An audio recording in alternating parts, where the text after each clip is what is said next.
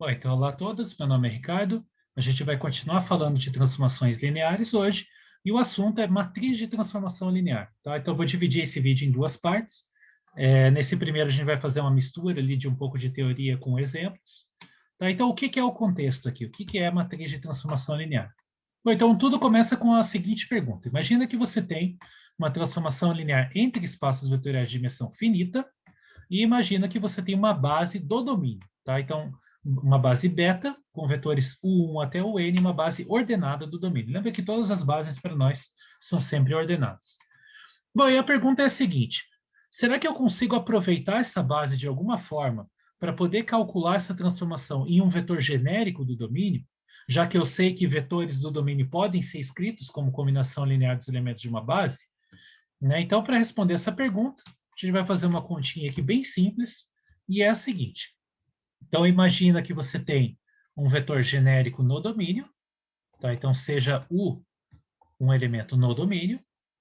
Como beta é uma base, né? Então, como beta é base, eu sei que eu posso escrever esse vetor U como combinação linear dos elementos dessa base. Os coeficientes que aparecem nessa combinação são o que a gente chamou de coordenadas do vetor U na base beta, né? Então, existem e são únicos, né?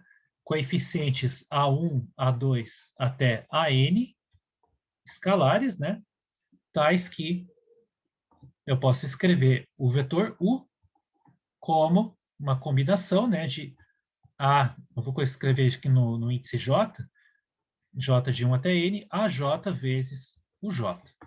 Tá? Então, eu posso escrever o vetor U como combinação linear dos elementos da base, e esses escalares A1, A2 até AN estão unicamente determinados, né? A gente provou isso, que quando beta é uma base ordenada, só tem uma única maneira de escrever vetores como combinação linear dos elementos dessa base. Os coeficientes estão bem determinados. Beleza. Bom, se eu tenho, então, uma transformação linear, se eu calcular a transformação nesse vetor U, isso aqui, ao mesmo tempo, é calcular essa transformação nessa soma, né? E aí eu uso as propriedades de transformação linear, como a gente já fez várias vezes, e desmancho essa soma, né? Então, como T é uma transformação linear, isso implica, né, que T de U, T desse vetor U genérico, ao mesmo tempo ele vai poder ser escrito como uma combinação linear também. Eu já estou tirando os escalares para fora, AJ vezes T de UJ. Tá? Então, aqui eu estou usando que ia ter uma transformação linear. Eu desmanchei a soma e tirei os escalares para fora, somando, multiplicando. Né? Então, está aqui uma expressão para o valor dessa função U em um vetor genérico do domínio. Né? Então, eu tenho que conhecer esse lado direito para poder calcular isso. Mas o que é esse lado direito? Bom, uma parte deles são os coeficientes, só que esses coeficientes que estão aqui são os mesmos AJ que já estavam aqui em cima. E o que são os AJs? São as coordenadas do vetor U na base beta. Isso não tem nada a ver com a transformação linear. Tá? Então, esses caras aqui, para enfatizar, não tem relação com a transformação linear em si. Né? Elas não têm nada. Para você conhecer esses números, basta você conhecer o vetor U e a base beta, mais nada.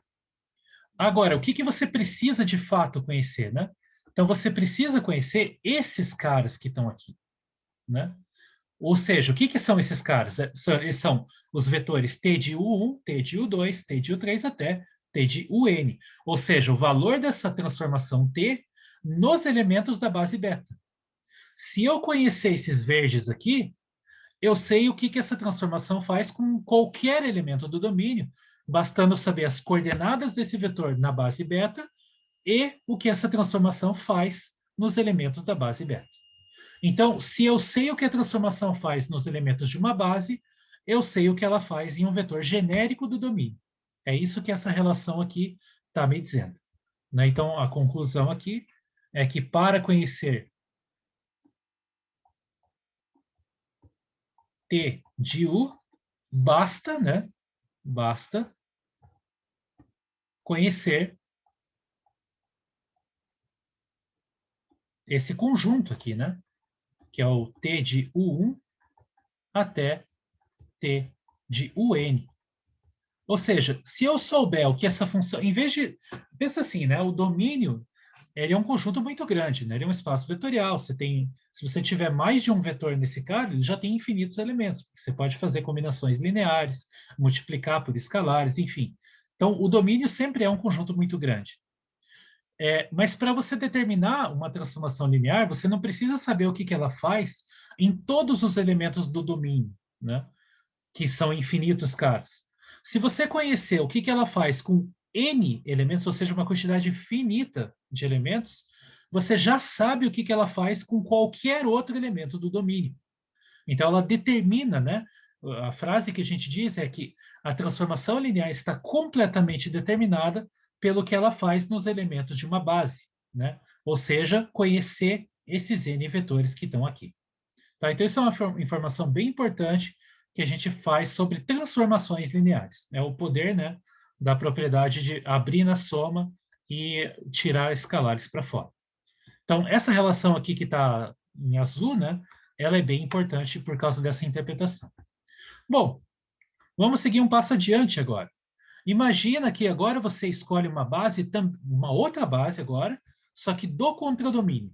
Tá? Então, eu vou chamar de gama um conjunto de vetores aqui V1 até Vm que seja uma base ordenada do contradomínio. Como eu acabei de falar aqui em cima, para você conhecer a transformação linear, basta conhecer o que ela faz com os elementos de uma base. Por sua vez, se eu escolhi uma base do contradomínio, para conhecer esses N vetores que eu listei aqui, basta conhecer as coordenadas deles nessa base do contradomínio que eu acabei de fixar, né? Então, se você souber as coordenadas de um vetor numa certa base, você sabe quem é o vetor de volta, né? Você recupera ele fazendo a combinação linear dos elementos dessa base e usando como escalares justamente as coordenadas, né? Então, você pode recuperar o vetor de volta. Então, saber esses vetores é o mesmo que saber as coordenadas deles nessa base que você escolheu do contradomínio. Como que você faz para encontrar as coordenadas? Bom, você vai ter que pegar cada um desses vetores aqui, escrever eles como combinação linear dos vetores v, e aí vão aparecer os coeficientes que são as coordenadas.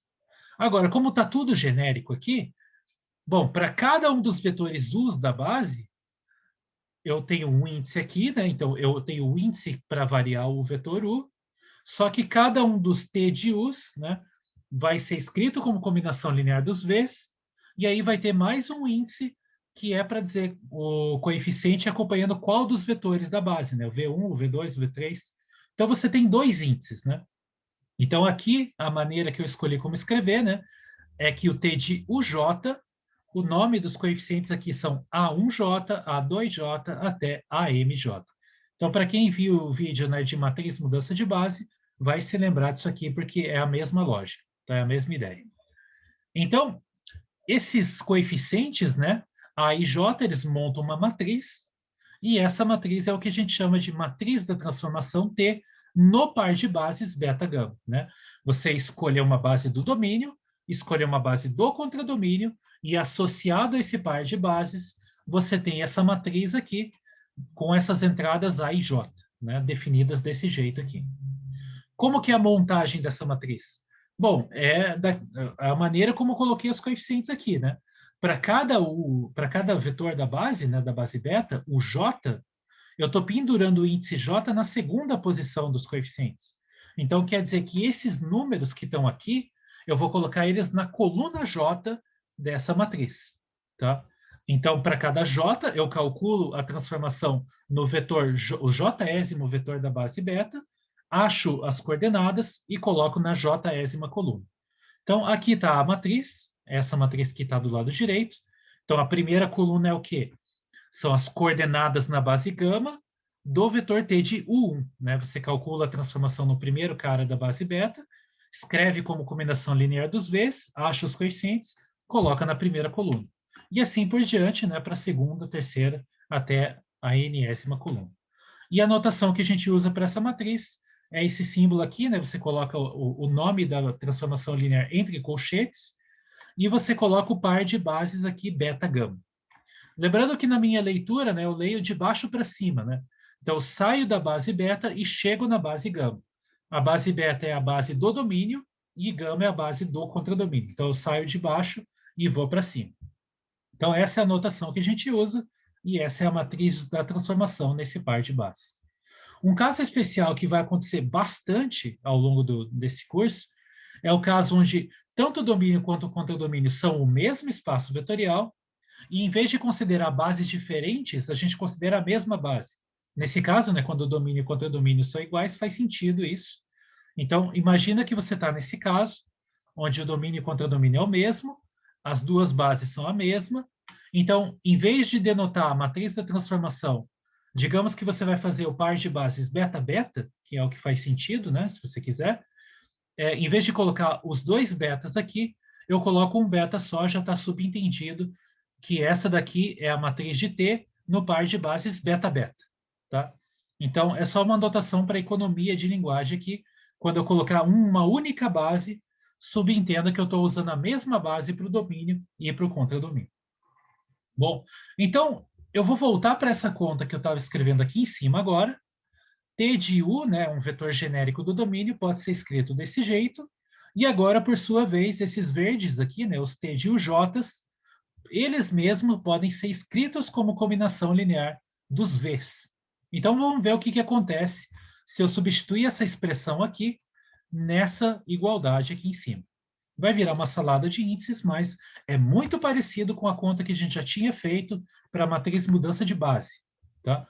Então, voltando para aquela conta lá do início, lembrando, né, que eu estou escrevendo o U como soma J de 1 até N, a N, as coordenadas do U, na base beta, né? Então, AJ, UJ. Aí a gente viu que o T de U, ele pode ser escrito como o U é linear, os mesmos coeficientes AJ, né, as coordenadas do U na base beta, só que agora aparece T de UJ. Né? Eu usei a linearidade e a função T agora passou para os vetores UJ. Agora, esses caras aqui, cada um deles eu posso substituir por essa expressão, né? Que é escrever o T de UJ como combinação linear dos Vs. Então, vai aparecer mais um somatório, né? E agora o índice que varia, né? É o índice na primeira posição do coeficiente ali. Tá? Então, isso aqui implica, usando aquela expressão lá. De novo, né? Melhor eu escrever esses coeficientes como xj, porque senão vai confundir os As aqui. Eu vou escrever xj como as coordenadas. Senão vai fazer uma salada de índices aqui. Então, o T de U, ele vai ser soma de J de 1 até N, xj, vezes, agora, essa expressão aqui, vai ser uma soma em um outro índice, né? Para não confundir ali. Agora aparecem os A e J, que são essas entradas aqui dessa matriz, os A e J. Agora, a primeira posição que varia nessa soma, ela vai variar desde 1 até M, a segunda posição é fixa igual a J, e aí acompanha os V1, V2 até Vm, ou seja, eles variam também com o índice do somatório. Então, se o índice do somatório é I, aqui é AIJ vezes VI. Né? Então, lembra que aqui ó, a segunda posição está fixa igual a J, e a primeira está variando desde 1 até M, né? Desculpa, que é M. Agora, como isso é uma soma finita, né? Eu posso trocar a posição do somatório. Não tem problema nenhum fazer isso. A soma é comutativa, né, em espaços vetoriais. Então, eu posso escrever isso aqui assim, ó. Eu vou trocar o somatório em I em J de posição. Então, o primeiro somatório eu vou escrever de 1 até M, começando no I, né? E agora eu vou escrever isso aqui assim, ó. Então, eu vou trocar os dois de posição e vou fazer a distributiva multiplicando xj por esses números que estão aqui, esses escalares A e J. Tá? Então, isso aqui eu posso escrever assim, ó. Soma de J de 1 até N, A e J, vezes xj, vezes VI. Tá? Então, estou usando distributiva, estou usando várias propriedades de espaço vetorial aqui, né? Estou usando distributiva de escalares, estou usando comutativa de soma, estou usando associatividade de produto por escalares, né? Porque eu estou multiplicando esse xj por escalar e estou trocando os parênteses de posição. Enfim, estou usando várias propriedades aqui de espaço vetorial. E o importante é que essa última maneira de escrever aqui, ela é uma combinação linear dos vetores V1, V2 até Vn, porque essas coisas que estão aqui são escalares agora. Essas coisas são somas de A e J, que é número, XJ é número, então isso aqui é soma de número, portanto isso é número. Então isso aqui é uma combinação linear dos vetores V1 até Vn. Então isso aqui está escrevendo o vetor T de U como combinação linear dos elementos da base gama, né? Então, é exatamente isso que eu fiz. Eu peguei um vetor U genérico do domínio e escrevi a imagem dele como combinação linear dos elementos do contradomínio, que é a base gama. Então, as coordenadas desse vetor T de U na base gama são dados por esses números aqui, né? Então, a conclusão que a gente tirou é que as coordenadas do vetor T de U na base gama, por que na base gama? Porque eu estou escrevendo como combinação linear desses vetores V1 até Vm, são dados como, né? Bom, o que são, né, esses caras? Esses caras aqui são você pegar a matriz dos coeficientes A e J, ou seja, a matriz da transformação nesse par de bases, e multiplicar por esse vetor coluna, que tem os números x1, x2 até xn, que são exatamente as coordenadas do vetor U na base beta. Então, você está multiplicando a matriz da transformação pela matriz de coordenadas do vetor U na base beta, né? Então, esse cara aqui é exatamente a matriz de T no par de bases beta-gama vezes a matriz de coordenadas do vetor U na base beta. Tá? Então, é isso que essa relação aqui, isso aqui é um produto de matrizes, né? Eu estou fazendo linha vezes coluna, linha vezes coluna, linha vezes coluna, porque a linha aqui está fixada nessa soma, né? O primeiro índice é I, está fixo, o que está variando é o J. Então, eu estou passeando pela linha I dessa matriz e multiplicando sempre pelo mesmo vetor, né? x1, x2 até xn em pé. Então, é exatamente esse vetor aqui. Igualzinho, né, que a gente fez para a matriz mudança de base. Então, está aqui uma relação que vale, né, para a matriz mudança de base. Então, se você pega um vetor genérico do domínio e quero descobrir quais são as coordenadas da imagem dele na base que você escolheu do contradomínio, eu posso fazer essa conta aqui. Eu encontro as coordenadas na base do domínio, encontro a matriz da transformação nesse par de bases, multiplico os dois e eu obtenho as coordenadas do T de U na base do contradomínio. Tá? Então, nesse sentido, reforça mais ainda que para você conhecer a transformação em um elemento genérico do domínio, basta você conhecer o que a transformação faz nos elementos de uma base, que é o que essa matriz da transformação representa, e essa parte aqui que não tem nada a ver com a transformação, que é simplesmente as coordenadas do vetor na base que você escolheu. Tá? Então, essa primeira parte, o que eu queria discutir é isso. Agora, a partir disso, vamos fazer um exemplinho numérico, vamos achar na mão, né, a matriz de uma transformação em algum par de bases. Então, vamos pegar aqui, beta 0, a base canônica do R3, e eu vou pegar uma transformação linear que sai do R3 no próprio R3, então domínio contra domínio iguais, e ela é dada por essa expressão aqui. Tá? Então, para cada vetor em R3, eu produzo um novo vetor em R3, dado por essas expressões aqui. Bom, por que isso é uma transformação linear? Eu vou falar, né, intuitivamente. Porque as variáveis são esses números x, y, z, e as operações que você está fazendo com esses números só são somas ou produtos por escalares, né? Não tem mais nenhuma coisa que você faz com essas variáveis. Então, são justamente as operações de espaço vetorial. Tá? Então, se você quiser provar na mão, que é a transformação linear, dá para fazer também. Mas aqui eu já vou assumir pela cara da expressão. Bom, então o que a gente vai fazer aqui é perguntar qual é a matriz dessa transformação linear na base beta zero, ou seja, eu estou me referindo a uma única base. Então, eu vou usar a mesma base no domínio e no contradomínio. Tá? Então, a pergunta é quem é a matriz de T na base beta zero. Tá? Que é, por definição, né, a matriz de T no par de bases beta zero, beta zero. Né? Isso aqui é como foi definida a matriz de T quando você fala só uma única base, que é a observação que eu fiz lá no início. Bom, então, como que eu encontro a matriz de uma transformação linear num par de bases? Bom, a base beta zero, como a gente está dizendo no enunciado, é a base canônica. É a base canônica do R3, tem 3 vetores, que a gente chama, né, de o E1, E2 e o E3. O vetor 1, 0, 0, 0, 1, 0 e 0, 0, 1. Então, para encontrar essa matriz, eu preciso calcular a primeira transformação linear, ver o que ela faz com os elementos dessa base. Então, vou precisar calcular quem que é T de E1, vou precisar calcular quem que é T de E2 e preciso calcular quem que é T de E3. E aí, o que eu faço? Bom, uma vez que eu calculo cada um desses caras, eu escrevo o resultado como combinação linear dos elementos da outra base, só que no caso é a mesma base. Então, eu escrevo os resultados como combinação linear da base beta zero, que é a base canônica, pego os coeficientes que eu encontrar e vou colocando nas colunas. Né? Então, fazendo T de E1, eu vou descobrir quem que vai ser a primeira coluna. Quem que é o T de E1? Bom, o T de E1 é o T do vetor de coordenadas 1, 0, 0. E o que vai dar isso? Bom, aqui eu uso a regra da transformação, né? X é igual a 1, y e z são iguais a 0. Então, o que sobra aqui é 2 na primeira coordenada, não tem x na segunda coordenada, então é 0 aqui, e não tem x na terceira coordenada, é 0 também. E aí, o que eu faço com esse resultado?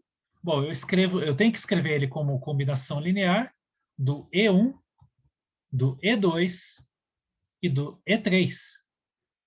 Aí eu vou achar os coeficientes. Por que E1, E2 e E3? Bom, porque é a mesma base beta zero aqui. Se fosse uma outra base aqui em cima, eu ia ter que escrever esse resultado como combinação linear dos elementos daquela base que está ali em cima. Como é a base canônica, é bem fácil, né?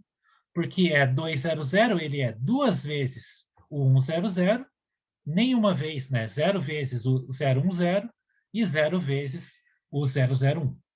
Então, esses números 200 são os números que vão na primeira coluna dessa matriz aqui. E agora eu vou fazendo o análogo para os outros caras. Então, aqui eu tenho T. Então, eu tenho T de 0, 1, 0. Isso aqui vai ser o quê? Bom, agora o x é 0, o y é 1 e o z é 0.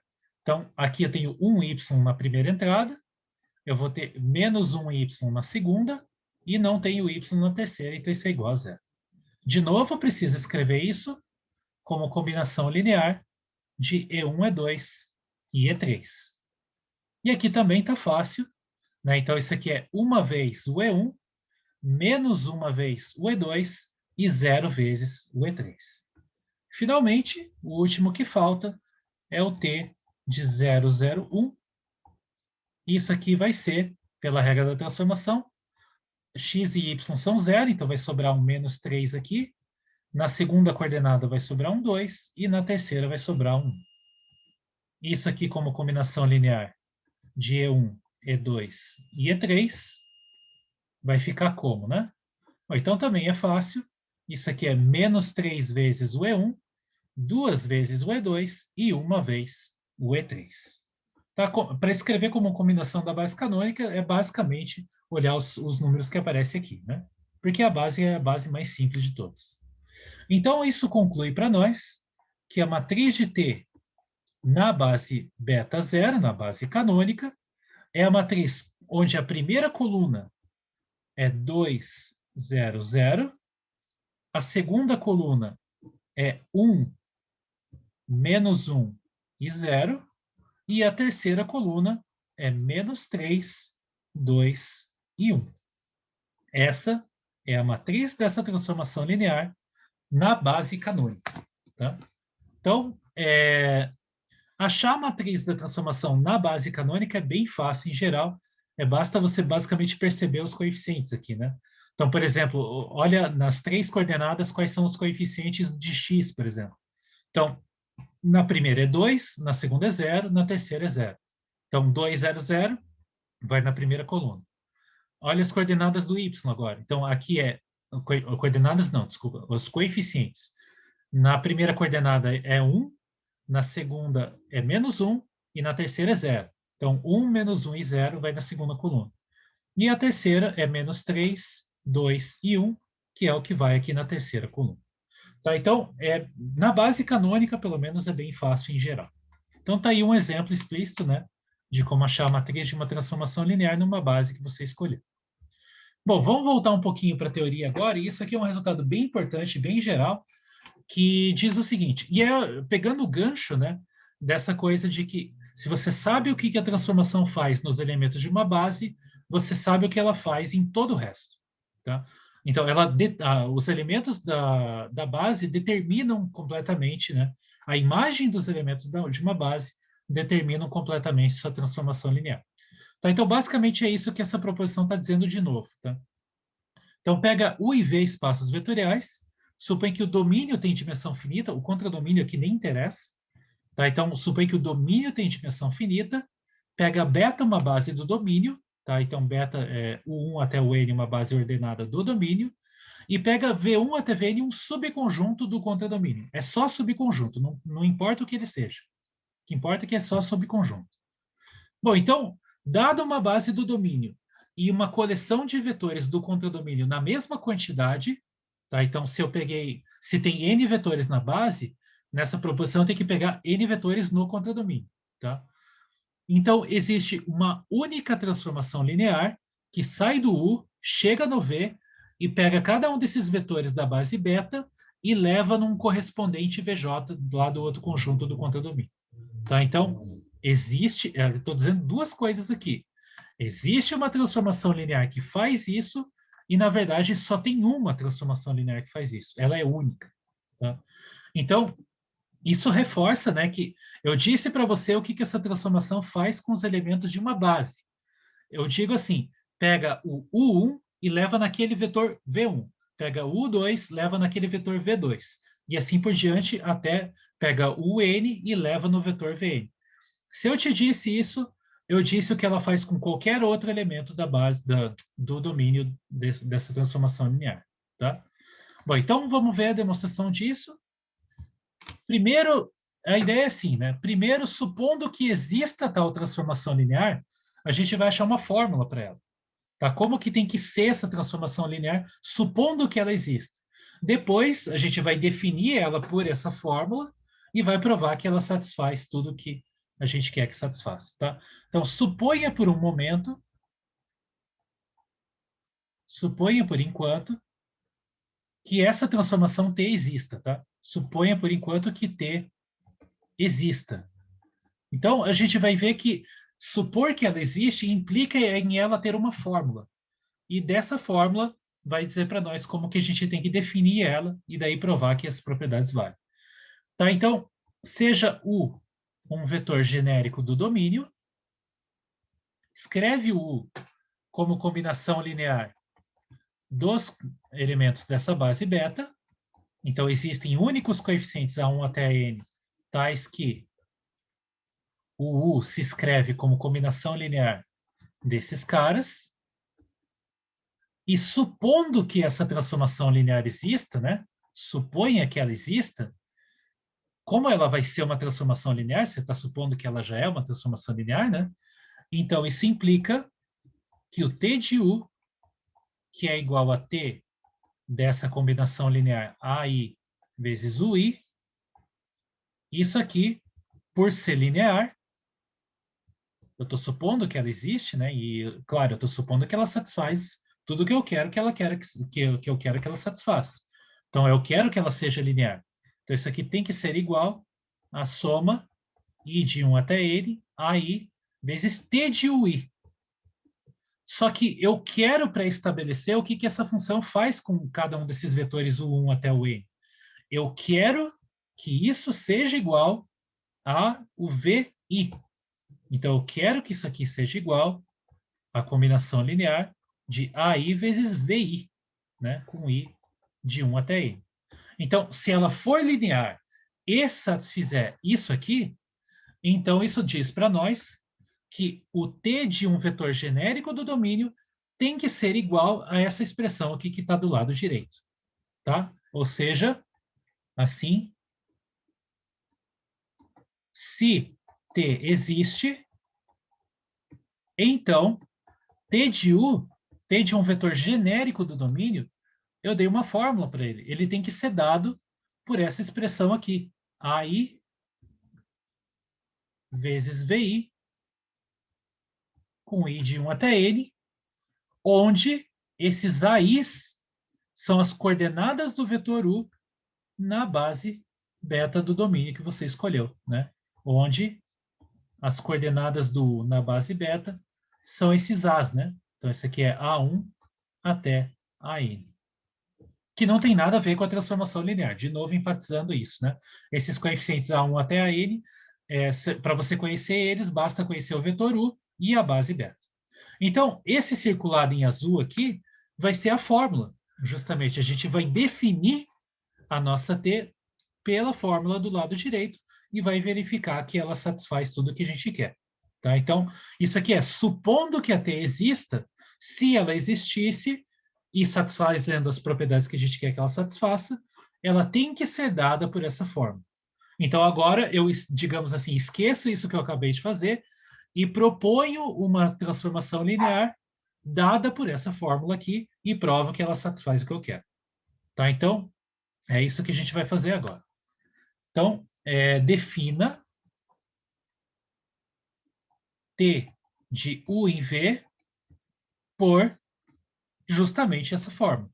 T de U como uma combinação linear de AIs e VIs, onde o I vai de 1 até N, em que esses números AIs, né, eles são as coordenadas do vetor U na base beta. Tá? Então, isso aqui é A1 até AN, são as coordenadas do vetor U na base beta. Tá? Então, esse lado direito, se eu conhecer o vetor U e, né, eu estou dando o vetor U aqui no domínio, então eu sei quem é o vetor U, a base beta já está fixada, então eu sei quem são esses números A1 até AN, e esses vetores V1 até Vn são dados do enunciado. Né? Eu escolhi os vetores V1 até Vn. Então, isso aqui está definido. Isso aqui é uma função para cada vetor U, isso te devolve um vetor no contradomínio, né? Uma combinação linear de vetores em Vzão. Então, isso aqui dá um elemento do Vzão.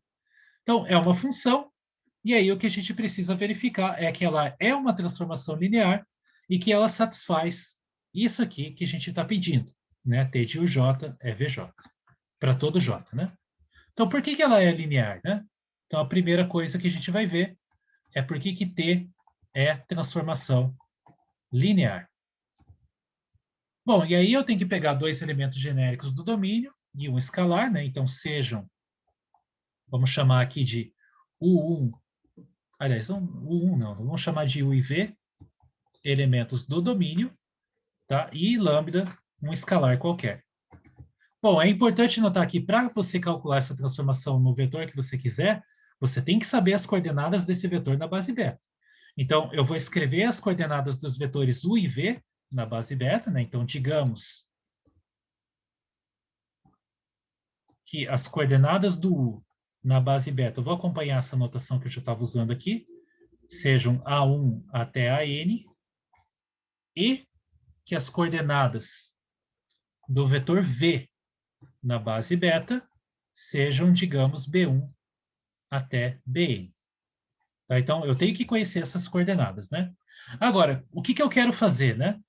Eu quero calcular o que essa transformação faz com o vetor lambda U mais V, né?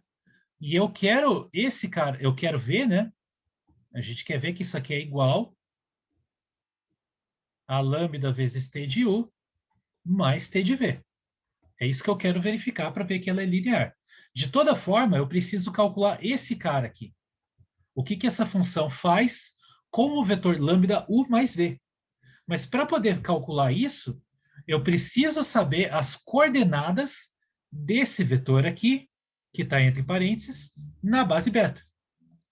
Só que, bom, eu sei as coordenadas do U, sei as coordenadas do V. Então, as coordenadas do lambda U mais V na base beta, bom, vão ser as combinações lineares correspondentes das coordenadas do U e do V na base beta. Tá? Então, né, como isso é uma coisa bem simples, né? Já devem ter feito isso como exercício. Como lambda U mais V é igual a lambda vezes, como que é o U, né? o vetor U tem coordenadas A1 até AN. Então, ele é A1, U1, mais etc. AN, UN. E o vetor V, ele é B1, V1. V1 não, né? U1 mais BN, UN. Só que isso é uma combinação linear. Eu posso rearranjar esses termos e escrever lambda U mais V como lambda vezes A1 mais B1, isso tudo multiplicando U1, e etc. Faço o análogo em todos os termos, lambda vezes AN mais BN vezes UN. Então, aqui eu estou fazendo o quê, né? Eu estou escrevendo o vetor lambda U como combinação linear dos elementos da base beta. Então, isso significa que esses números que estão aqui são as coordenadas do vetor lambda U mais V na base beta. Então, para calcular essa transformação nesse cara lambda U mais V, os coeficientes que vão acompanhar os Vzinhos aqui, né, na definição dessa função, são esses números verdes aqui, né? São esses caras aqui. Então, isso implica para nós que T de lambda U mais V, pela definição dessa função, isso aqui é combinação, e aí vem os coeficientes, né, as coordenadas do lambda U mais V, que são os números lambda vezes AI mais BI, vezes o vetor VI. Isso é a definição da função T calculada nesse vetor, né? Soma a iésima coordenada desse vetor na base beta vezes o vetor VI. E aí agora você só distribui aqui, né? Então isso aqui é igual, é uma soma, né? Usa a distributiva de espaço vetorial. Então isso aqui é a mesma coisa que esse vezes esse mais esse vezes esse. Então eu tenho soma I de 1 até N, lambda vezes AI vezes VI, mais soma I de 1 até N, BI vezes VI. Esse lambda aqui está multiplicando todo mundo nessa soma, posso tirar ele em evidência. Então, isso aqui vai ser igual a... Escrever mais para baixo.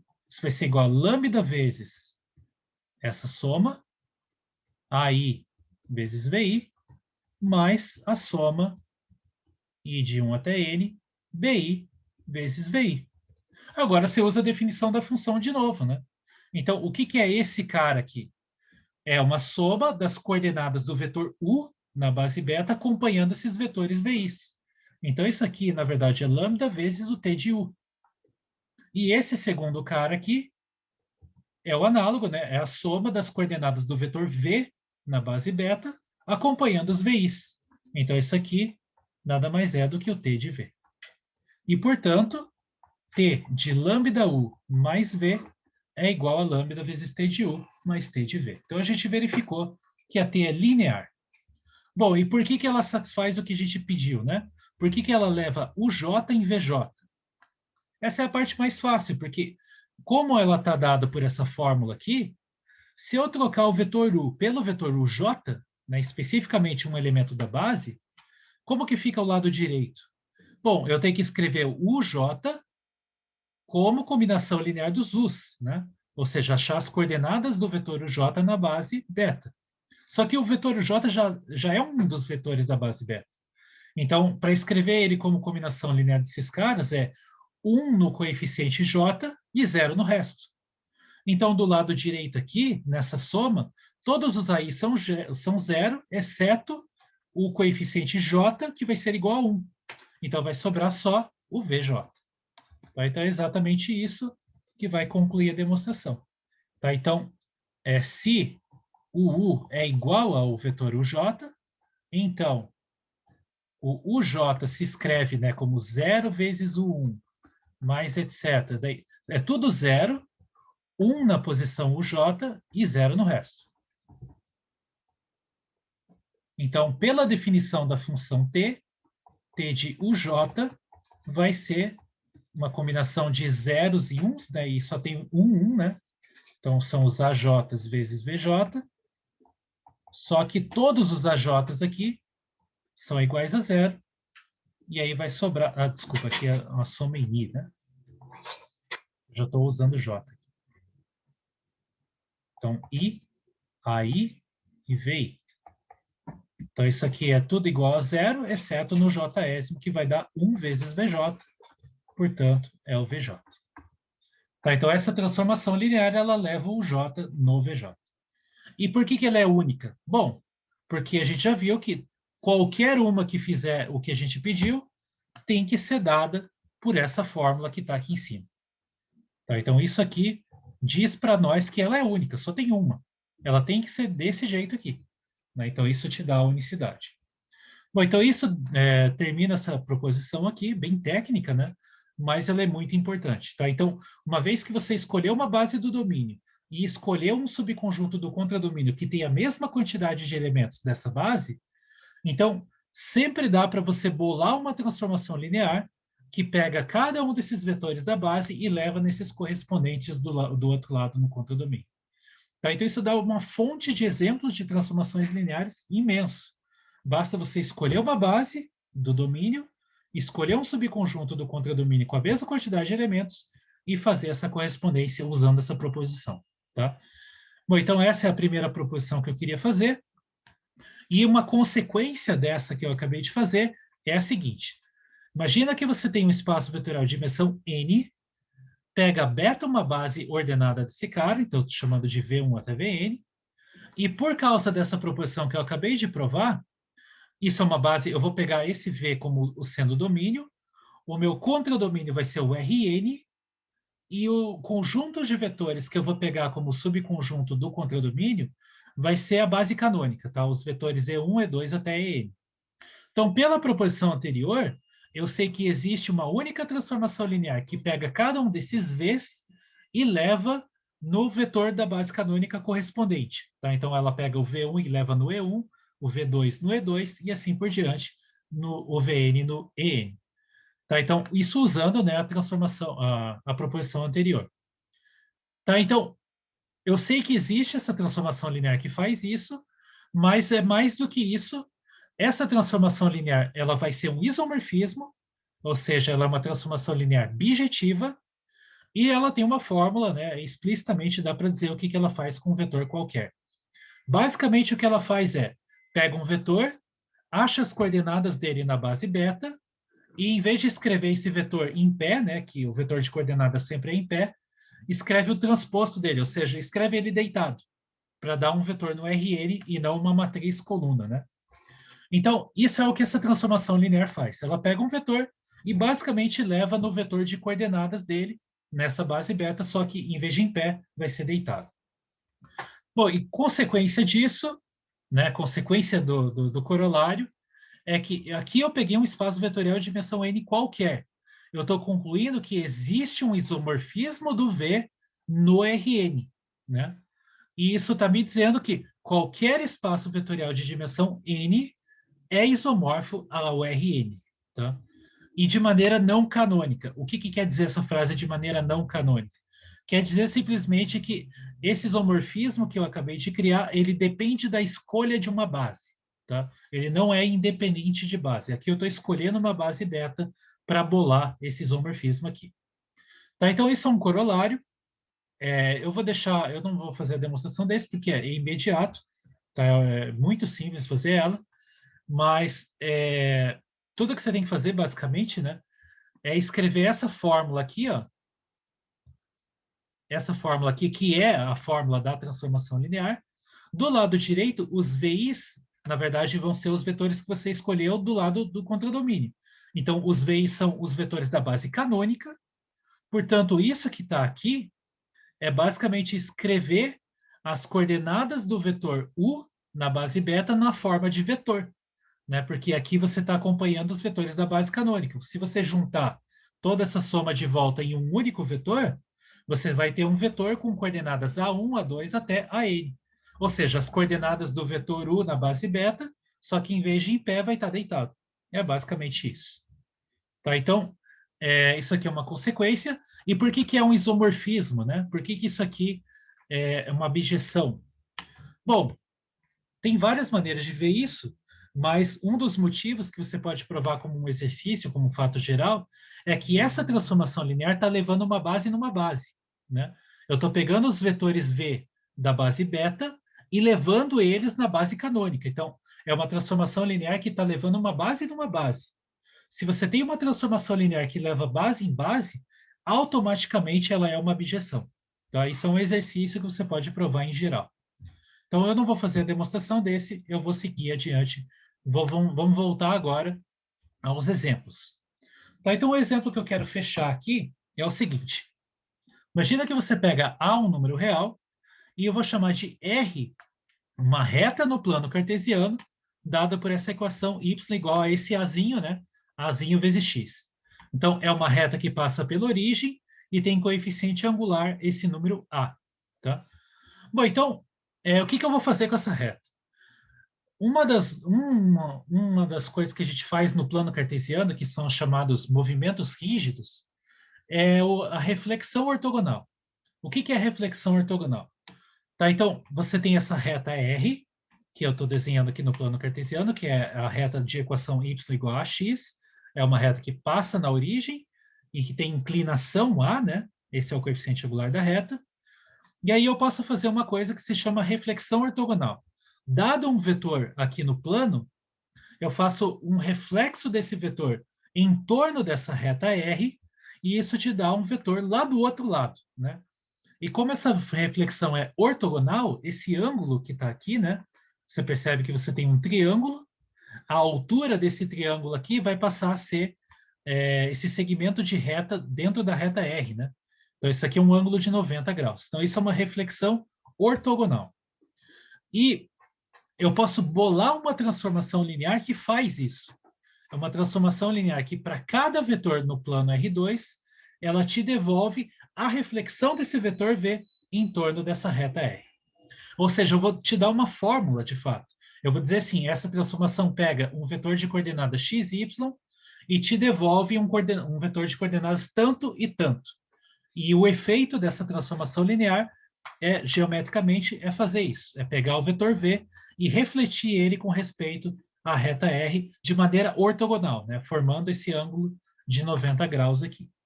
Bom, então, como que a gente vai fazer isso? A gente vai fazer isso usando essa proposição anterior. Tá? Então, eu vou pegar e aproveitar que eu sei o que essa transformação linear faz com os elementos de uma certa base, e como eu sei o que ela faz com os elementos de uma base, eu sei o que ela faz em qualquer outro elemento do domínio. Tá? Ah, mas como que eu sei o que ela faz com os elementos de alguma base? Que base é essa? Bom, a sacada é a seguinte, é você perceber que, como é uma reflexão ortogonal, eu sei exatamente o que ela faz com dois vetores muito especiais aí nesse desenho. Então, imagina agora que você pega o vetor como sendo um vetor em cima da reta. Pega esse vetor verde aqui, um vetor em cima da reta. Tá? Então, vamos dar um nome para ele, eu vou chamar de um vetor U. E esse vetor U, quem são as coordenadas dele, né? Ou um possível vetor, né, para você pegar em cima da reta. Bom, a reta é dada por essa equação y igual a ax. Então, se eu colocar x igual a 1, eu tenho y igual a a. Então, se eu pegar o vetor de coordenadas 1, a, esse vetor ele mora em cima da reta, tá? Porque ele é um múltiplo, né, a coordenada y é um múltiplo do x, né? É o múltiplo por a, né? Então, esse vetor está em cima da reta. O que a reflexão faz com esse vetor? Se eu quiser calcular a reflexão do vetor u, eu sei exatamente o que faz, porque como ela tem que refletir em torno dessa reta, e o vetor já está em cima da reta, eu não consigo refletir, eu não consigo fazer nada. A reflexão vai dar o próprio vetor u de volta, né? A sombra, né, esse cara aqui, quando você manda ele para o outro lado, não tem outro lado, ele fica em cima da própria reta. Então, a reflexão do u é o próprio u. Agora, a pergunta é, e agora, o que eu faço para descobrir o que essa reflexão faz com algum outro vetor? Bom, agora eu pego um cara que forma ângulo de 90 graus com a reta. Tá? Então, eu vou pegar um cara aqui, vou tentar fazer um segmento de reta aqui. Vamos fazer um cara assim, ó. Imagina que esse cara aqui, ele forma ângulo de 90 graus com a reta R, tá? Então, aqui, digamos que forma um ângulo de 90 graus com a reta R. Eu vou chamar esse vetor aqui de vetor V. Lá na geometria analítica, Você sabe achar as coordenadas desse vetor V. O vetor U tem coordenadas 1 e A. Eu quero um vetor perpendicular a ele. Então, para fazer isso, eu posso trocar as coordenadas de posição e mudar o sinal de uma delas. Então, se eu fizer menos A, 1, esse cara aqui vai ser perpendicular ao vetor U original. E por que eu estou pegando esse cara perpendicular? Bom, porque eu sei o que a transformação faz com esse cara também, né? Como eu vou fazer um reflexo desse vetor V com respeito à reta R, e ele é ortogonal à reta, esse reflexo vai rebater lá do outro lado, na mesma direção, né? Então, eu vou continuar aqui na mesma direção, só que para o outro lado, né? Então, aqui eu vou parar no menos V agora. Então, a reflexão do V vai ser menos V. E agora, por que esse conjunto de vetores U e V é uma base do domínio? Bom, são só dois vetores em R2, basta eles não serem múltiplos. E é o caso, né? Então, o vetor U, ele está na direção da reta R, e o vetor V, ele está perpendicular a essa reta, então eles não são múltiplos. Então, esse é o segredo desse exercício aí. Você vai pegar como base a base de vetores U e V, são vetores que formam uma base do R2, e eu sei o que essa transformação linear faz com esses dois vetores. O vetor U é elevado no próprio vetor U, e o vetor V é elevado no menos V. Tá? Então, se eu sei o que essa transformação faz com os elementos de uma base, eu sei o que ela faz com qualquer outro vetor. E eu sei as coordenadas desses caras. Isso que é o mais essencial ainda, né? Então, vou escrever tudo isso que eu acabei de falar aqui embaixo de volta. Né? Então, sejam U, o vetor de coordenadas 1 e A, e V, o vetor de coordenadas menos A e 1. Então, beta, o conjunto formado, vamos até colocar já ordenado, já, U e V. Então, esse cara aqui é base ordenada de R2. E eu sei que a reflexão em torno da reta R do vetor U vai ser o próprio vetor U, e a reflexão em torno da reta R do vetor V vai ser o menos V. Então, como que eu faço para descobrir uma fórmula para essa transformação linear agora? Agora eu vou pegar um cara genérico do domínio, tá? Então, seja, vamos chamar de W, um vetor genérico, um vetor de coordenadas x, y, em R2. Eu vou descobrir as coordenadas desse vetor W nessa base beta, tá? Então, aqui não é a base canônica, é essa base beta com os vetores U e V. E aí eu vou calcular a transformação linear nesse cara, porque eu sei o que ela faz com os elementos dessa base U e V. Tá? Então, como que eu escrevo o cara, esse W, né? Como combinação linear de U e V. Então, vai ter coeficientes, vamos chamar de A e B, que diga... Ah, não, A eu não posso usar porque eu já estou usando A, né? Então, eu vou chamar esses coeficientes de C e D, por exemplo. Então, eu quero descobrir coeficientes C e D, tais que essa combinação linear aqui me dá o vetor W de volta. Tá? Então, quem são esses dois caras? Bom, então, isso aqui é C vezes o vetor de coordenadas 1 e A, mais D vezes o vetor de coordenadas menos A e 1. Então, eu vou juntar isso numa coisa só. Então, o vetor xy genérico, ele vai ser igual a C menos A vezes D, e a segunda coordenada vai ser C vezes A mais D. Eu quero C e o D aqui, né? Então, isso me dá um sistema. O sistema é C menos A vezes D igual a X. X e Y são dados, porque é o vetor que eu estou fixando. E C vezes A mais D igual a Y. Então, eu quero descobrir aqui o C e o D. O A é dado porque é o coeficiente da reta, e o X e o Y é dado porque são as coordenadas do vetor que eu fixei. Né? Então, resolvendo esse sistema aqui, você vai encontrar que o C vai ser igual, tá? Então, eu já vou dizer para vocês qual que vai ser a resposta aqui. Então, o C, que é o coeficiente do vetor U, né? Então, ele vai ser dado por x mais A vezes Y sobre... Se você quiser resolver esse sistema usando a regra de Cramer, por exemplo, é bem-vindo. Tá? Então, o C vai ser dado por essa expressão aqui, e o D ele vai ser dado pela expressão y menos ax sobre a mesma coisa, tá? Vai ser sobre a quadrado mais 1. Tá? Então, resolvendo o sistema, você vai obter esses dois coeficientes aí, C e D. Então, isso diz para nós como que eu escrevo um vetor genérico W como combinação linear dos elementos dessa base. Eu sei quem são os coeficientes. Né? Então, isso diz para nós que W é igual a x mais A vezes Y sobre A quadrado mais Y quadrado, isso vezes o vetor U, mais, agora o outro coeficiente, né? Então, isso aqui é um coeficiente, isso é um número, mais Y menos AX sobre A quadrado mais 1. Isso aqui tudo é um número. Deixa eu afastar um pouco aqui.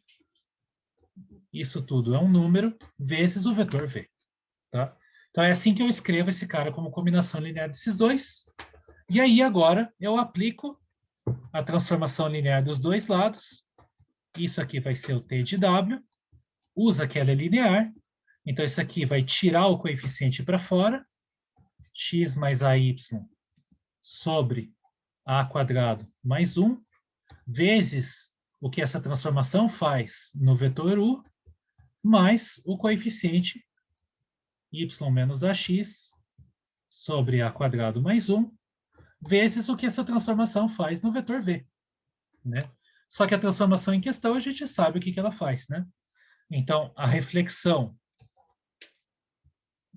em torno da reta R do vetor xy vai ser igual a esse coeficiente x mais AY sobre A quadrado mais 1, vezes o que essa reflexão faz com o vetor U? Te devolve o próprio vetor U, mais y menos ax sobre A quadrado mais 1, vezes o que essa reflexão faz com o vetor V, que é te devolver o vetor menos V. Então, agora você junta tudo de volta, usa as coordenadas aqui que são 1 e A, e a do V, que agora, como é menos V, né? As coordenadas eram menos A e 1, então agora é A e menos 1. As coordenadas aqui do menos V. Junta tudo num vetor só, e aí você vai obter a seguinte expressão para reflexão em torno de um vetor qualquer agora. Né?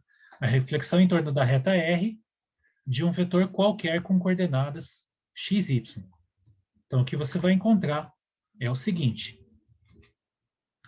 Você vai achar aqui o coeficiente 1 sobre A quadrado mais 1 vai aparecer nas duas parcelas, eu vou colocar ele aqui fora, e isso vai multiplicar um vetor com uma coordenada aqui, que é a seguinte.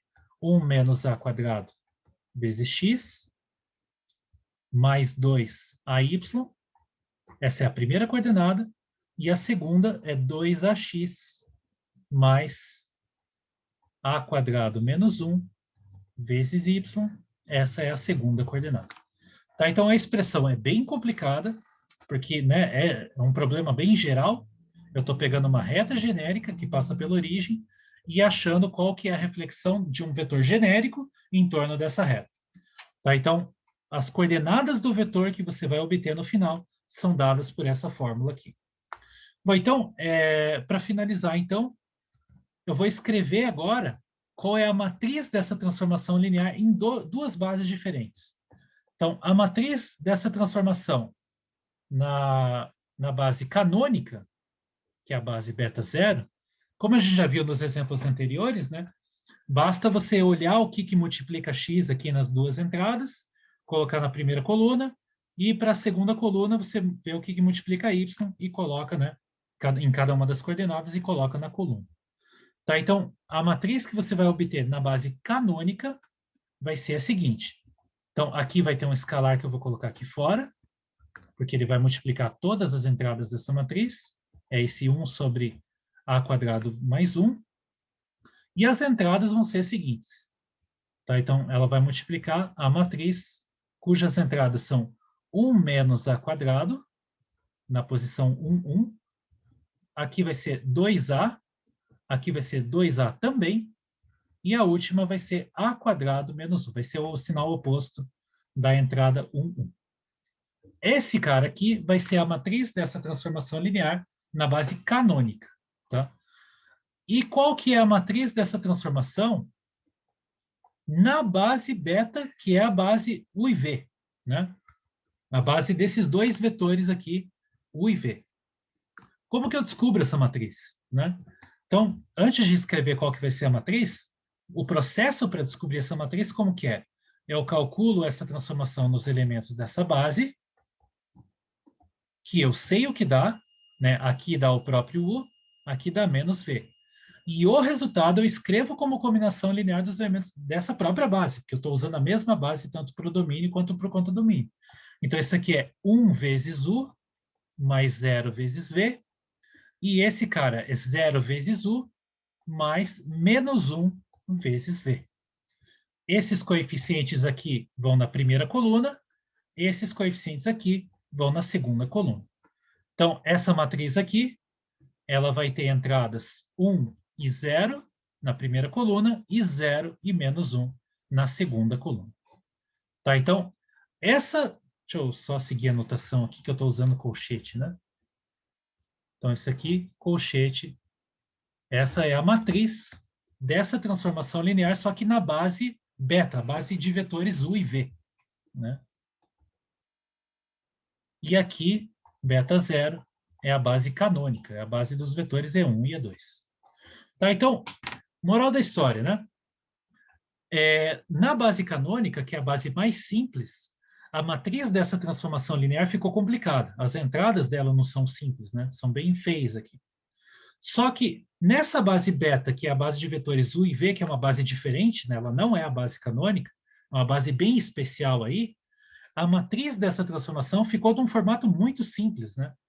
Ela ficou num formato de matriz diagonal principal, né?